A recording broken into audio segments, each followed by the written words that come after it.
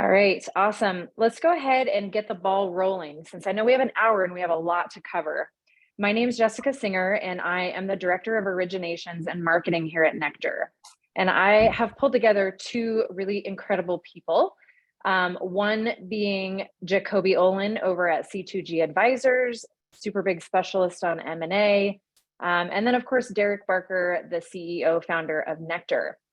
We're going to talk about some creative financing for acquisitions in 2023. And if you couldn't tell by the title of the webinar, it's not 2021 anymore. So while we do get people that come across looking for, what they were able to potentially get in 2021, it's just simply a different year. So we're going to talk a little bit about that. And then we're going to talk about the uniqueness that Nectar is and how you can actually leverage Nectar financing for your acquisitions, whether it's a new property or a portfolio. So without further ado, Jacobie, why don't you kick it off and tell us a little bit about who you are, kind of who your service is geared towards, and then maybe just kind of talk through kind of a couple of use cases so that people that are listening that don't know who you are get a better understanding of who Jacobie is. Thank you, Jess, and I appreciate you setting all of this up. I'm the president of C2G Advisors. We are a M&A and strategic advisory firm that specializes in the short-term vacation rental industry solely. We work with short-term property management companies and software providers in the industry, and we assist them if they're looking to exit, if they're looking to grow through acquisition, or if they're just looking for some strategic consulting and understanding kind of where they're at today and what are some KPIs and metrics they can focus on to creating a sustainable company.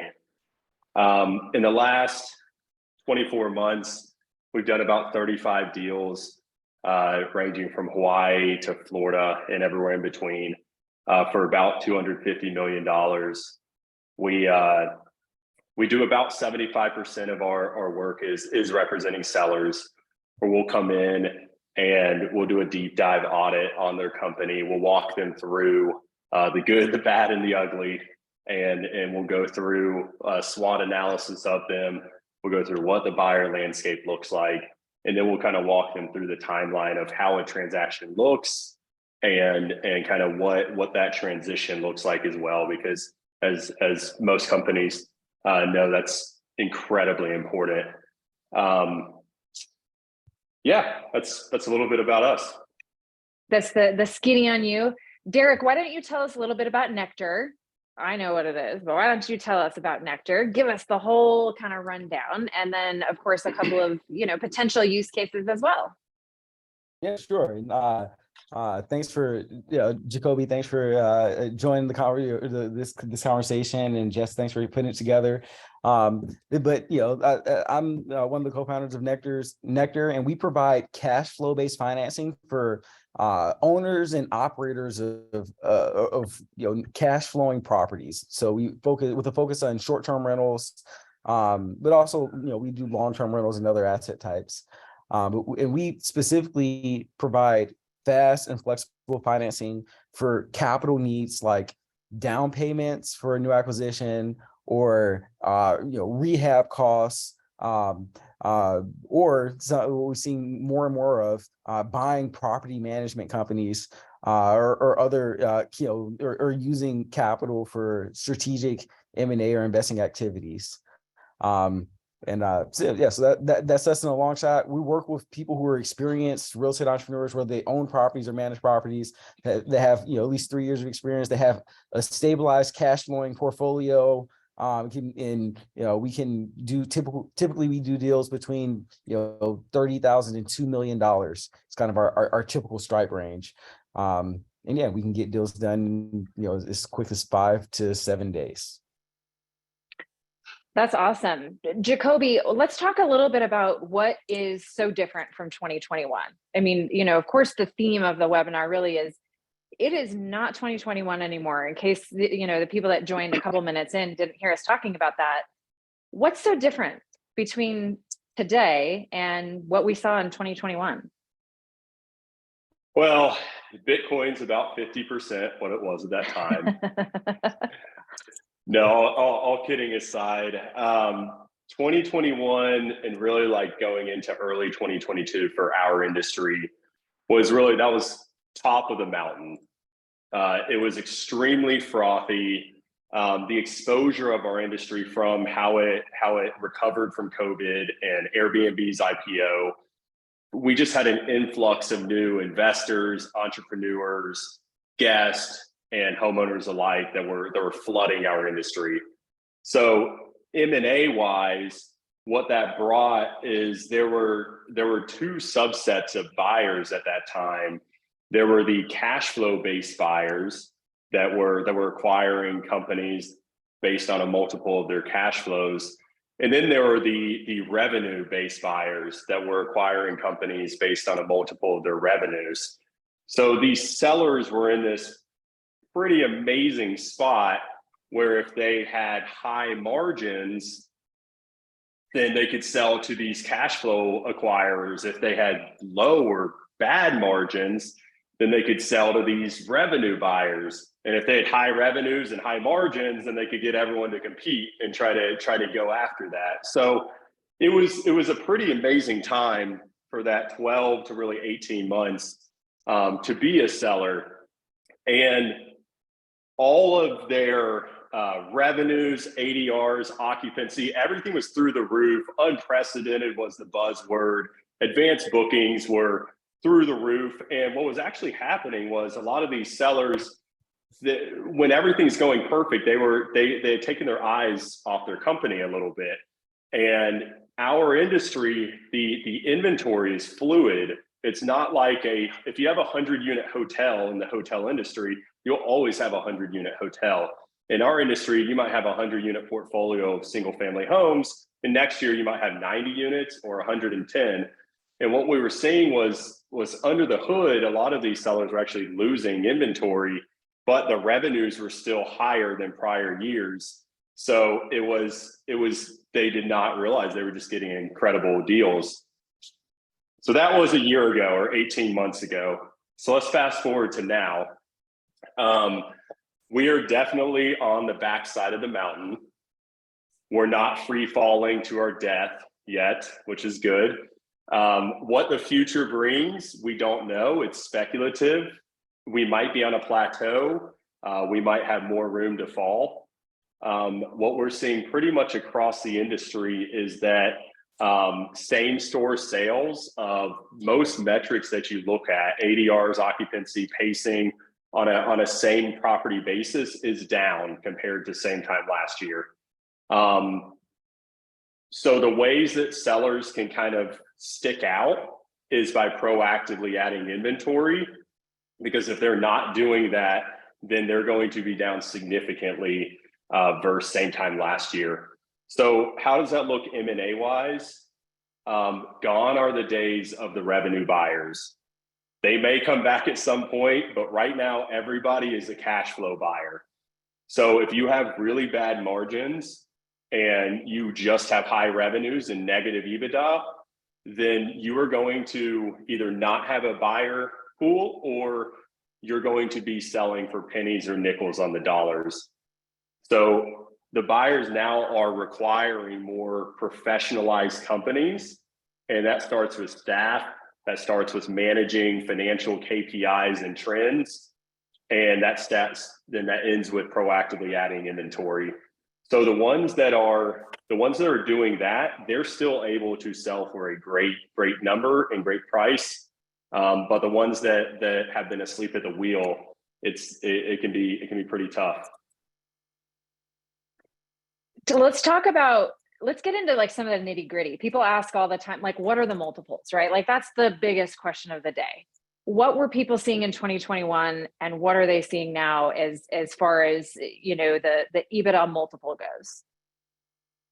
Yeah, good question. Question of the day. It is. I know, I put you on the spot. Didn't I? And the response is, it depends. And it's highly nuanced based on the actual opportunity.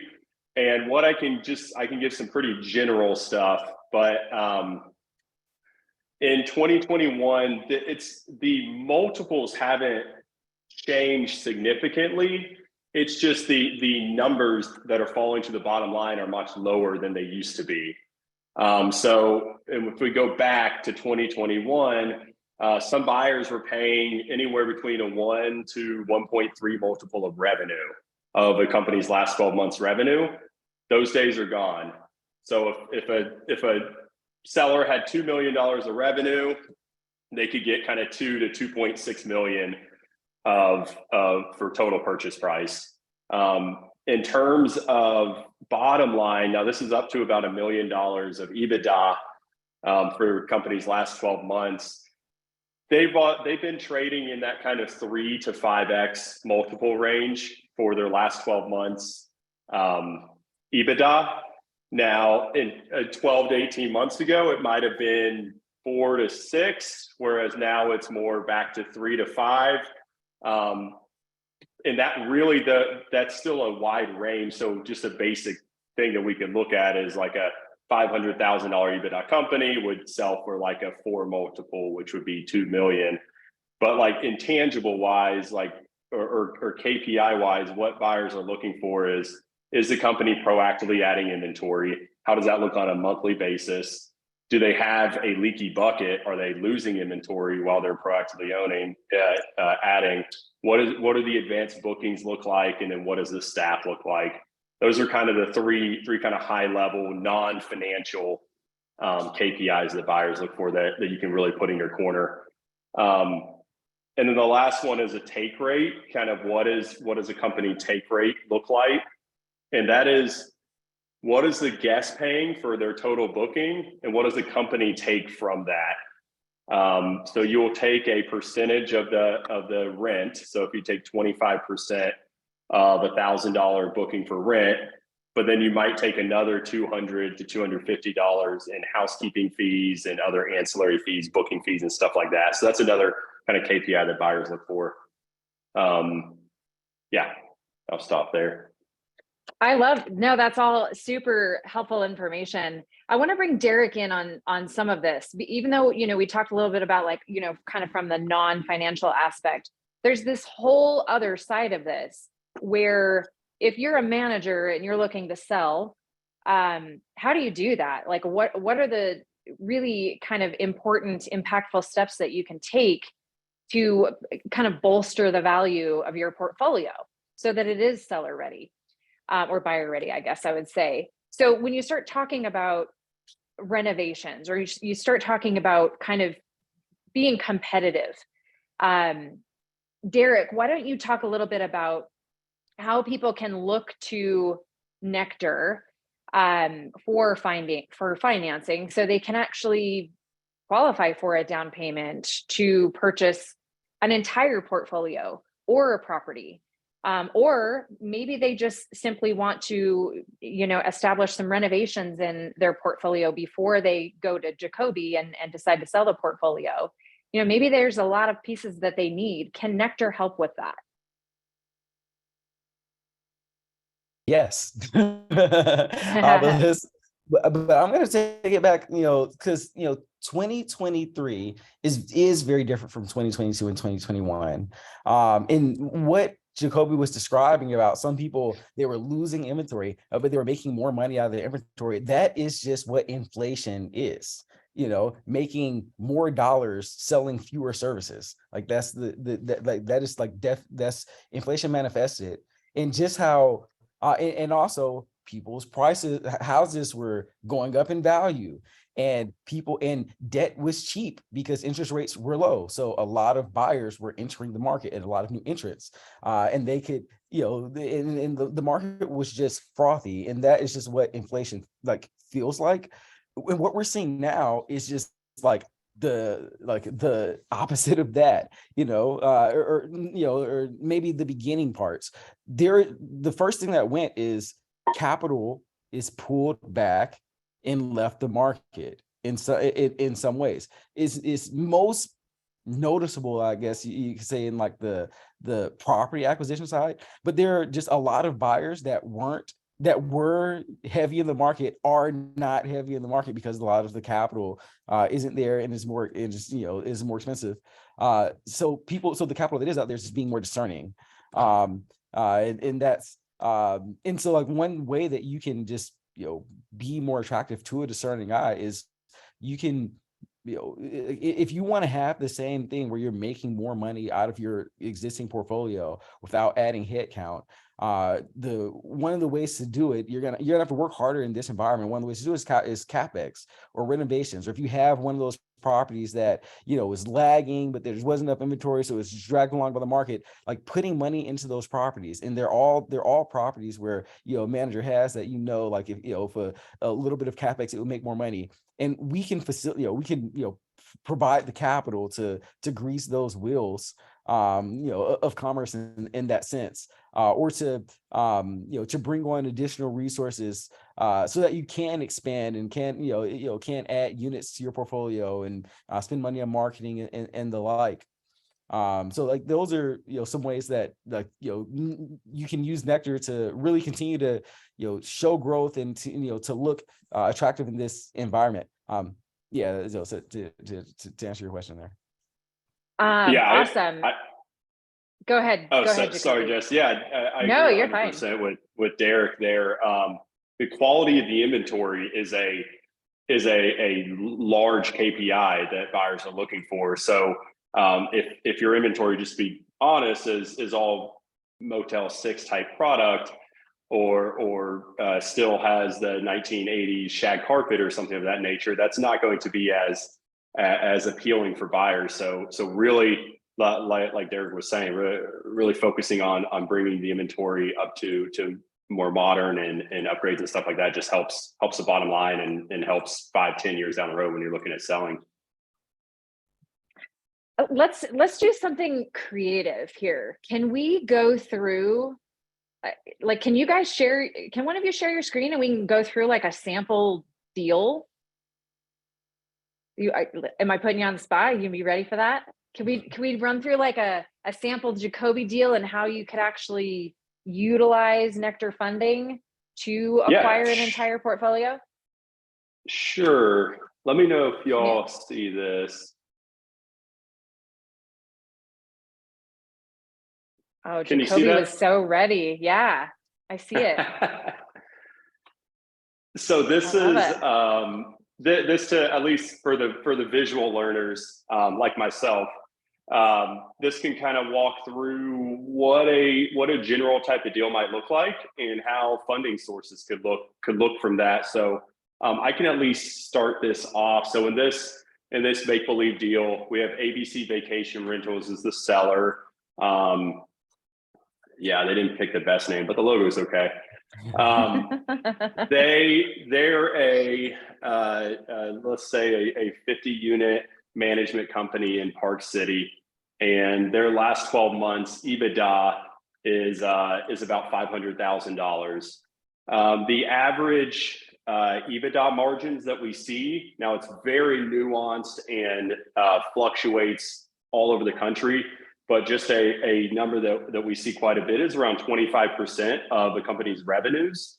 So if their EBITDA is around 500K, then this company is likely doing somewhere in that 2 million range in terms of revenue. For that, they would get somewhere in that 4 multiple range for the company from buyers. And so that would have a total purchase price at $2 million. Now, this isn't like selling a house, unfortunately. On closing day, they don't hand you 100% and you ride off into the sunset. These are the assets of these companies, are these homeowner contracts.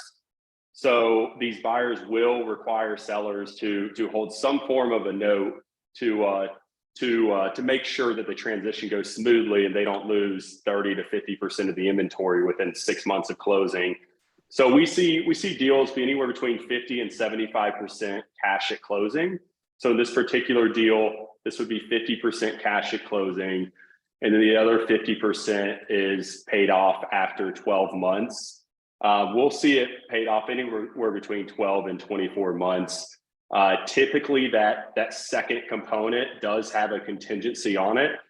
And we'll see that anywhere based on revenue, based on unit count, based on EBITDA or gross profit, kind of however the negotiation works there. And essentially what a buyer will say is they want the 12 months post-close to be at least the same as the 12 months pre-close. So if a seller delivers a company with $2 million in their last 12 months pre-close, the buyer will require the seller or put this contingency that 12 months post-close, the company needs to do at least $2 million as well. And if they do less, then it could come down by that percentage less. There can even be golden handcuffs where if they do better than 2 million, the seller could actually be paid more than that in the second term. But Derrick, do you want to kind of walk through maybe how the funding sources look? Yeah, I will. So the first thing that we look at is we really are focused on people with some amount of experience. Like you're gonna get better rates. So like as a hard rule, you need to have at least a year of stabilized performance for us to underwrite in order to get financing from Nectar. But you really don't qualify for our best rates unless you have 3 years of experience. So, where you can show that you've been operating a stabilized or cash flowing portfolio. That's where you'll get the best rates and the highest leverage. That's also, and it's the same with buying. So with buying management companies, we always want to see that, like, we want to look at your existing portfolio to start and see how you're operating the existing properties that are, or your existing business. And we want to finance that. We'll also look at the new company that you're acquiring, but we're not going to finance 100% of the acquisition, even if the margins justify it. We're not going to finance 100% of a new acquisition without without looking at what you're actually doing, what your actual current business looks like. So that's what what we have here. That if you have an existing business that has that's cash flowing, we're assuming that you can, on a purchase like this, get about a $500,000 advance from that business. You can use that. Sometimes if your business is smaller or larger, you might be able to get more. We'll be more aggressive on existing businesses than new acquisitions. So we'll be more aggressive on your existing portfolio. But say your existing portfolio, if you have enough cash flow from your existing portfolio to finance the entire thing, we'll finance 100% of the acquisition. But say you have a smaller portfolio, you're only able to get 500,000, and that's what this case is. So you can get that amount for this for part of the down payment, and then we'll look at the existing management company that you're buying and look at their margins and say, okay, you could get, say, an additional $500,000 from there. In this scenario, you qualify for $695,000 based on the $500,000 EBITDA. It's going to depend on your margins. It's going to depend on if you have any other debt. So there are a lot of qualifications in here that where it depends. But this is hypothetical. Hypothetically, you can get to about $695,000 for a company with $500,000 worth of EBITDA, depending on the quality of the EBITDA. And that will give you enough to use combined financing from your existing business and this new business to fund the entire upfront portion of the acquisitions, and have an additional $195,000 of capacity where you can borrow at a later date or draw down on at a later date in order to fund working capital, dry powder, whatever comes up, because something is we in these transactions, things come up, and we like to see that there's extra capacity around, even if that's on our balance sheet.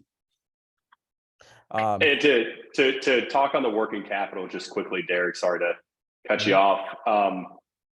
A lot of these companies are delivered cash-free, debt-free, and there's seasonality to these M&A transactions as well. So if you are coming in, if you're a buyer, you want to close right before season starts. That's best case scenario, close just before peak season, but that doesn't always happen that way. So you might be closing a deal right after peak season. And as many of you know, especially if you're in a beach, ski, or mountain market, they are highly seasonal. Their peak season might be 3 months, could be 6 months, could be 9 months. But this working capital, this extra 195,000 or whatnot, could be what you need to hold you over during the slow season until you can get back to cash flowing months. So really thinking about timing of acquisitions is a really important part as well that I think some people tend to forget. Yes. And like just in contingency, like I know I said it and then Jacobie said it and I'm saying it again, but like there's always a need for extra cash. And we like to see that, and we like to add that capacity. And then, in this scenario where the payout is broken into, 50% up front and then another 50% in 12 months. This example is a $500,000 advance on a 5-year term. The way our advances work is we give you a lump sum up front based on your existing cash flow, and you pay us back in equal monthly increments over a 1 to 5 year term. If you have a very seasonal business, you can pay more during high seasons and less during slower seasons. So we can be flexible around just like your business model. But in general, you make payment. There is no lump sum at the end. There is no accrual. It's just you making payments every month and you pay us back. And then at the end of the 1 or 5 year period, we're done. So in this scenario where you're looking, where things have gone, fast forward 12 months, things have gone well. You've made payments, and now instead of a $500,000 worth of balance is down to 400,000, which gives you an additional $100,000 of capacity. So your dry powder goes from 195 to 295 there. Then assuming that you were able to raise EBITDA by some amount, say another $100,000, then that can get you an additional capacity. So we will stay connected to your account, your banking system and your accounting systems. So we can always track and be able to offer you additional financing, follow-up financing at any point into the future after closing an advance with us, to the extent that you're performing and you qualify. And this is just a snapshot of what it could look like in 12 months. Again, a lot of caveats, a lot of ifs, and making sure there has to be margins there. You couldn't have taken on additional debt, so on and so forth. But then, at any point we can get you additional financing. But this is a scenario where you could continue to use Nectar to finalize this capital stack by bringing in an additional $450,000 from this entity a year later. In a year, that'll also give you a time to arrange an outside debt like an SBA loan, which we encourage. We are more expensive than an SBA loan. An SBA loan is going to be a cheaper cost of capital. And sometimes in closing acquisition, because of, I don't know if anybody's gone through that process, it is a process and it's not super reliable for an acquisition for the upfront payment. But after a year, it should be easier to get that cheaper financing in place. And we are open to and encourage us being able to subordinate ourselves to that, let's say first lien debt, like SBA debt. Of course, the payments can't be so high that you can't afford our cash flow. So there are some things that are important to look at there. But I would say that the best way to optimize your capital stack is to get a cheaper source of financing like the SBA if you have a 1 year lead time, and then you could be into the second payment with only $100,000 out of pocket, or you can get $100,000 from the other parts of your portfolio that have additional cash flow. It was so fascinating. Oh, sorry. Go ahead. Jess. No, I was just going to say, it's really, really fascinating. Just kind of coming from my background, a lot of the management companies that I've worked with or that still reach out to me looking to sell, it's a really fascinating kind of use case for it. We do see some people that come through Nectar that have SBA loans. And I like, Derrick, that you kind of hit on the difference, because that was one of the questions that I was going to ask. What is the difference between an SBA and Nectar? Is Nectar better? And you just kind of hit all of that before I even asked it. So thanks for being super proactive there and reading my mind. What were you going to say, Jacobie? Yeah, just to step on that part, Derrick, I got to that was great.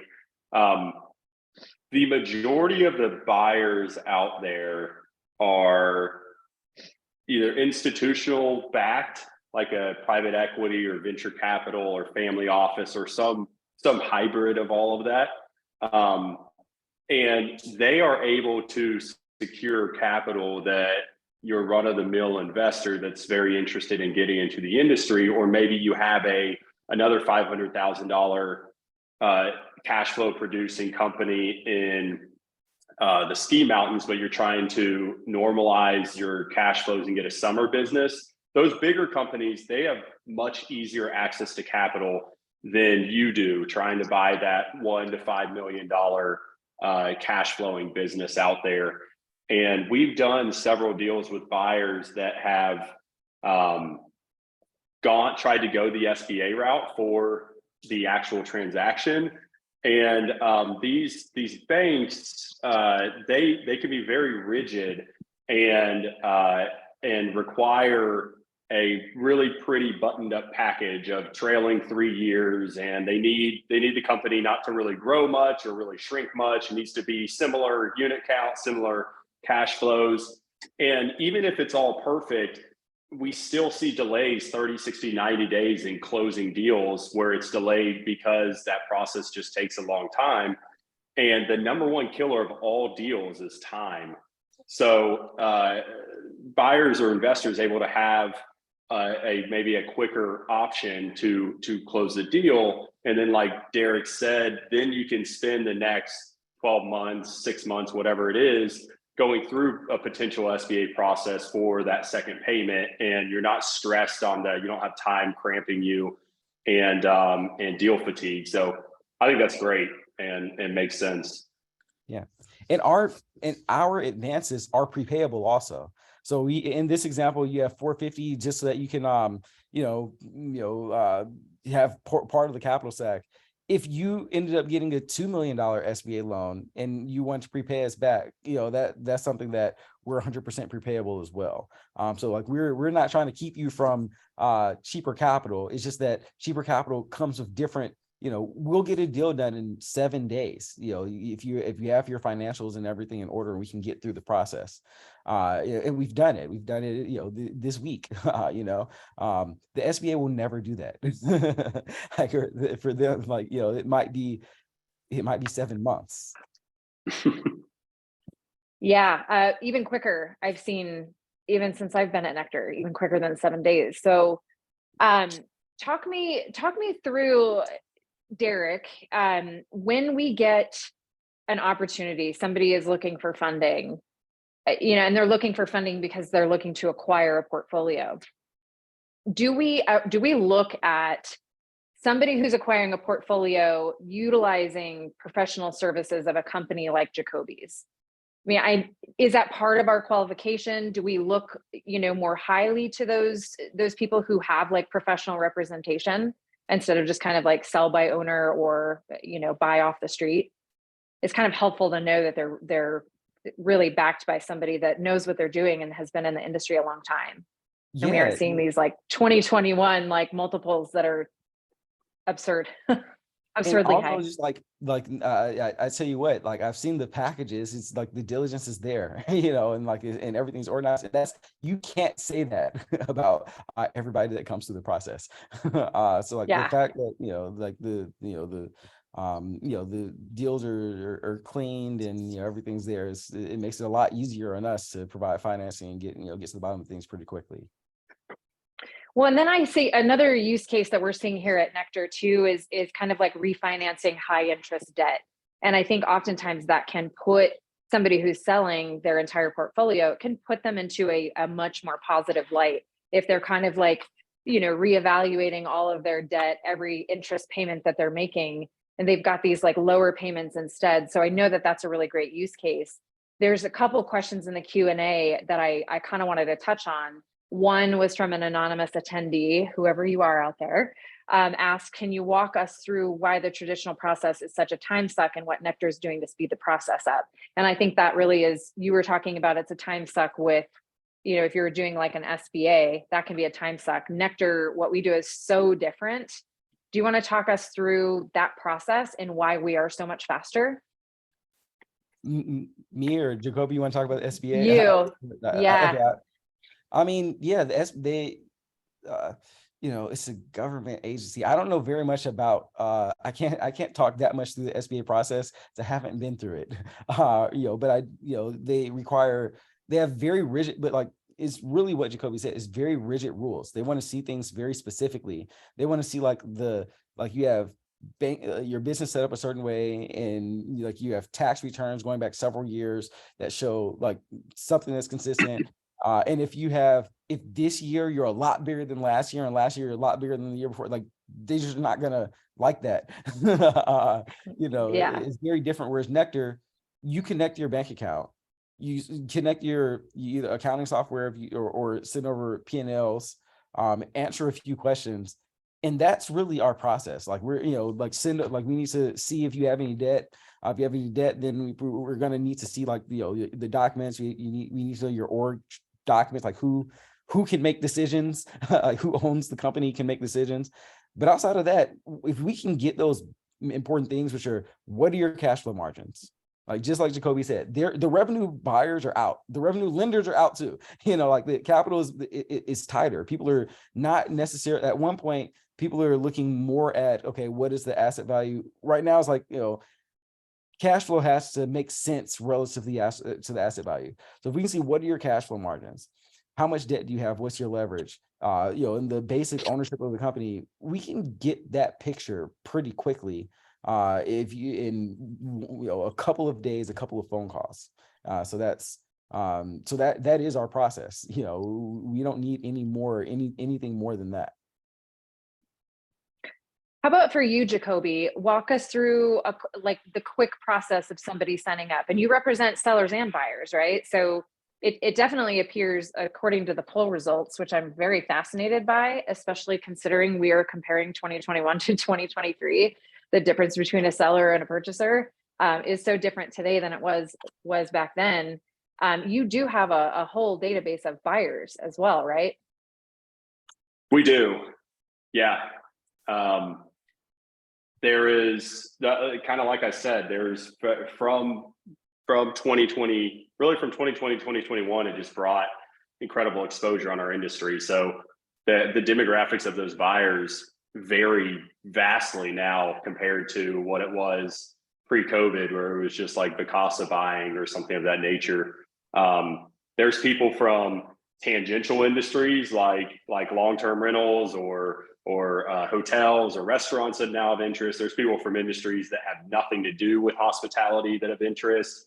And there's people that are kind of at retirement and have or got laid off a high-paying job and got decent severance, and they're looking to use a couple $100,000 to buy a cash flowing business. The kind of the SMB craze is really important right now. Small and medium-sized businesses for these investors to buy, and having more access to debt capital is good for our industry, to have a bigger demographic of buyer, and every seller doesn't want to sell to someone in a starch suit out of New York City.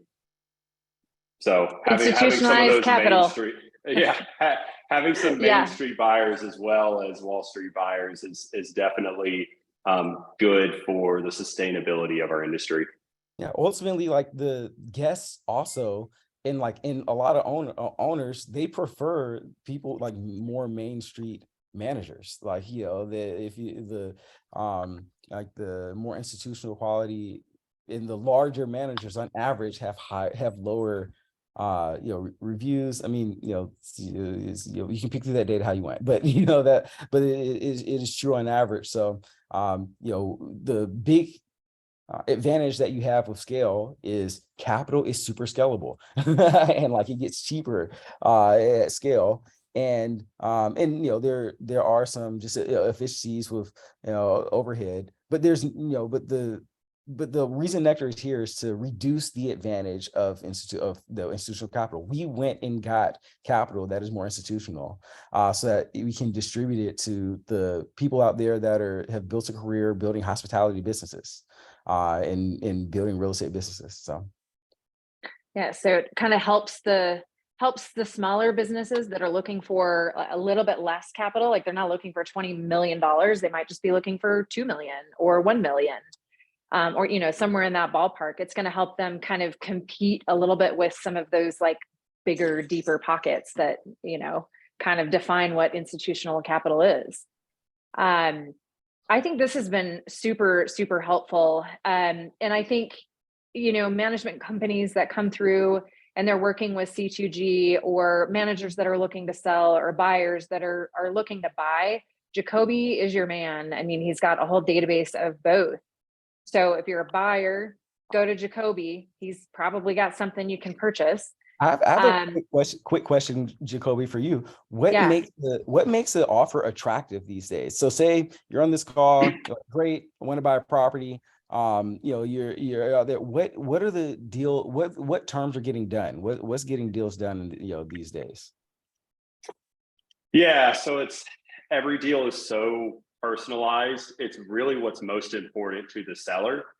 And when we spend a month kind of doing that deep dive into their companies, and we walk them through, we give them the general, hey, here's high level, here's what structures look like, here's what multiples look like, here's what rollover capital looks like.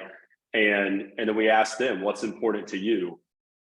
Some sellers are 40 years old and they're blitz scaling. They got into this industry in the last 5 years. They're incredible at adding properties, but they are stressed to the max on operations. They're like, this is way more operationally intensive than we anticipated, but we are amazing at organically adding properties. So they're like, we would love to take some chips off the table and partner with somebody that will kind of take over the operational expertise and be a part of a bigger play. So that's one of those that we're doing. We talk with sellers quite a bit about, and there are some buyers out there that do that. And then you have some of these more legacy operators that built their company 20, 30 years ago, and they're at retirement age. And we talk with them, and they're like, they either don't have children, or they don't like their children, or their children don't like them, or whatever that dynamic is. They're just ready for an exit, and they're like, hey, we just want someone. But some of the more similar things we see amongst all the different companies is they want their staff taken care of, and then they want their homeowners taken care of. And really taking care of the staff really takes care of the homeowners, because they're the line of defense for the homeowners. So so the deals that we see, just really communicating, making sure during due diligence, which is a 30 to 90 day process, depending on a bunch of different things, but making sure during due diligence, the buyer and seller are collaboratively communicating on how that 3-month transition is going to look, because that is paramount in making sure that you strategize in the best way to tell the staff, the best way to tell the homeowners, and to work together towards a kind of a winning deal there.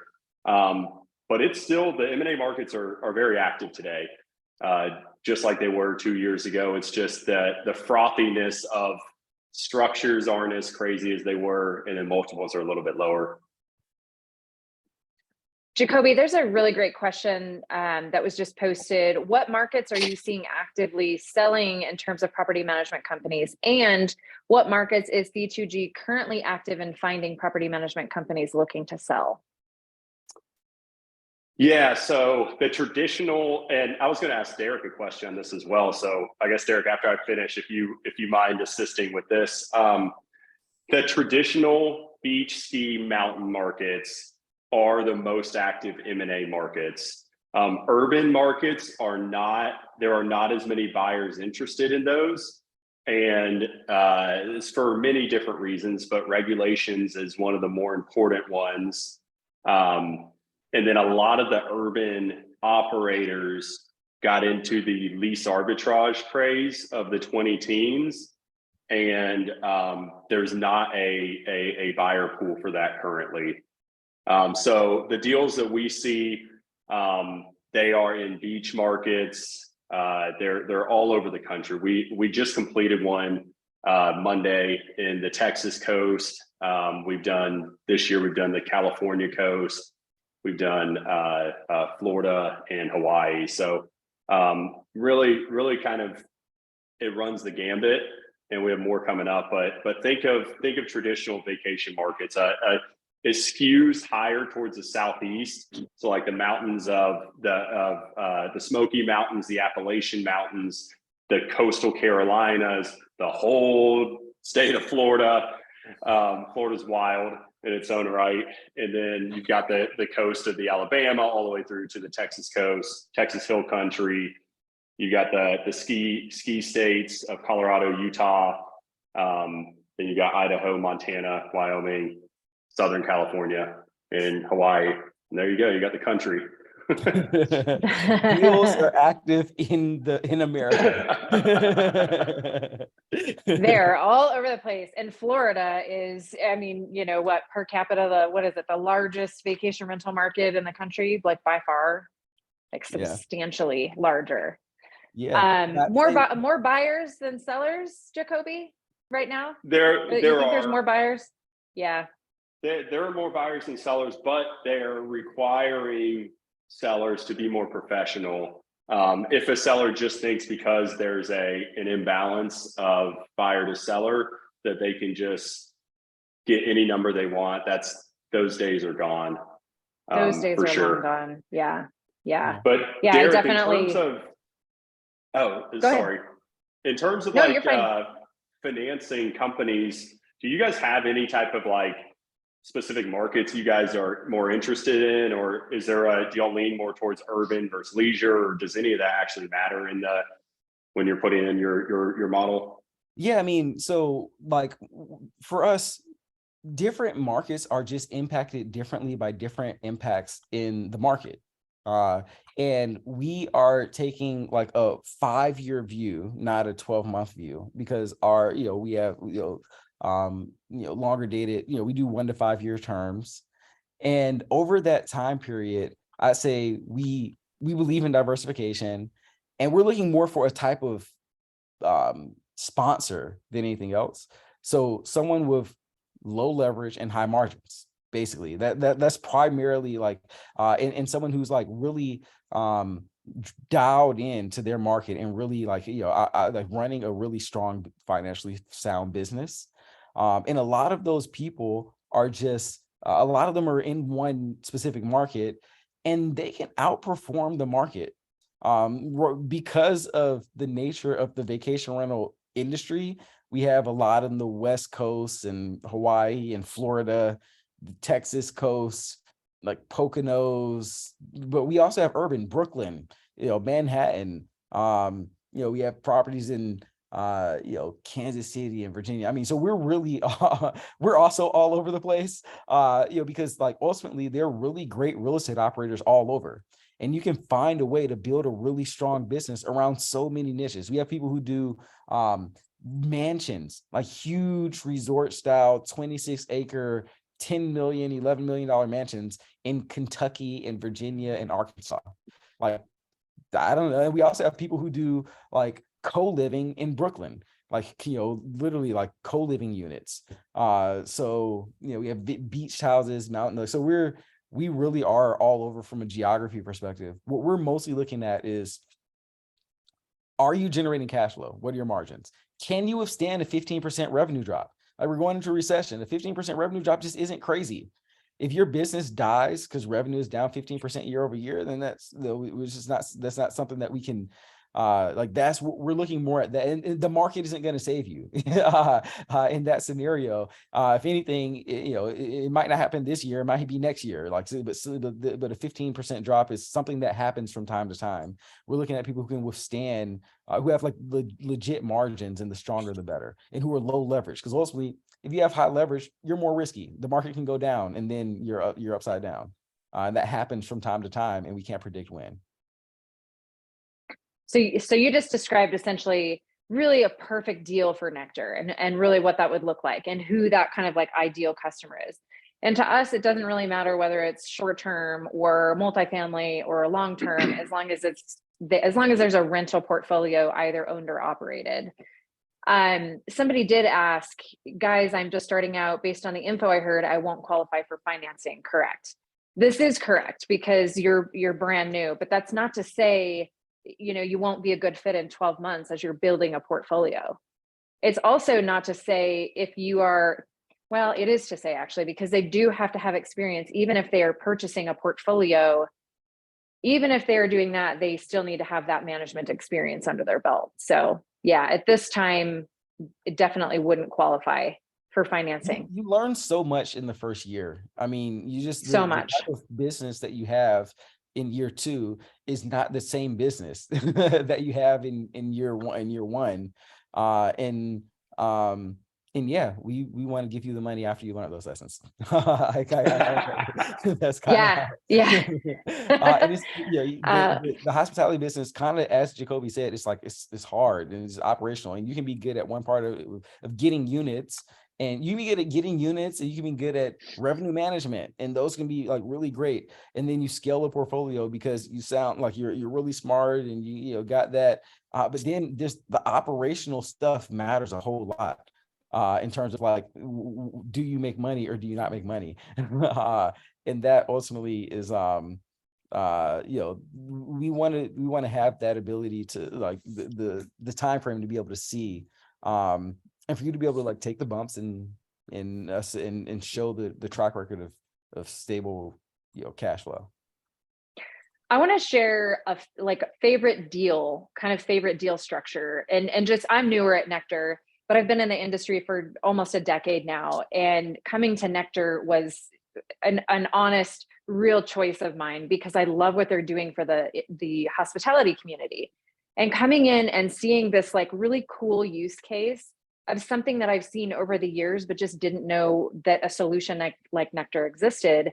My favorite use case is when somebody with experience comes across and they are looking to finance the acquisition of an entire portfolio. And this is really essentially the theme of what we've been talking about, because there are a lot of use cases: down payments, renovations, hiring, business-related expenses. But when you are a property manager and you have this portfolio that you've been managing, but you've never owned your own property. So there's a couple use cases: acquisition of a portfolio, but also buying a property and using Nectar for a down payment is such an incredible use case because you have these managers that have gotten really good at what they've been doing. They've been managing properties and they really are super solid operators, but they want to own that first property of their own. They want to have like their own vacation rental. You can use Nectar for that.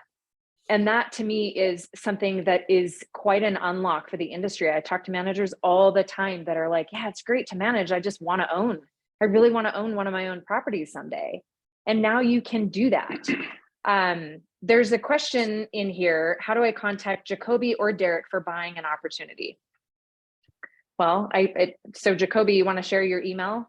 Let me just go ahead and type the answer in. It's just Jacobie at C2G Advisors. Yeah, Jacobie at C2G Advisors. Jess, going back to what you said, I think that is awesome because what we've seen some of the better managers do, they'll buy or build a couple properties in their market that they're managing as they grow. And then they'll use those properties as either their test kitchens, or they'll keep renovating that and use those properties as the pro formas when they're going to other homeowners to renovate or do other interior design or whatever. And it's a huge competitive advantage to say, hey, this property that's fully purpose built or whatnot, purpose renovated, does $90,000 a year. Yours does $40,000 a year. If we do this $20,000 renovation, blah, blah, blah, we can get you up to this amount. And I've seen that work fantastic with companies out there. It's really exciting. I think, the vacation rental industry, we were just talking about revenue management 5 years ago and people were afraid to talk about it. And now it's like only the best operators use revenue management. I mean, they have that strategy as part of their growth plan.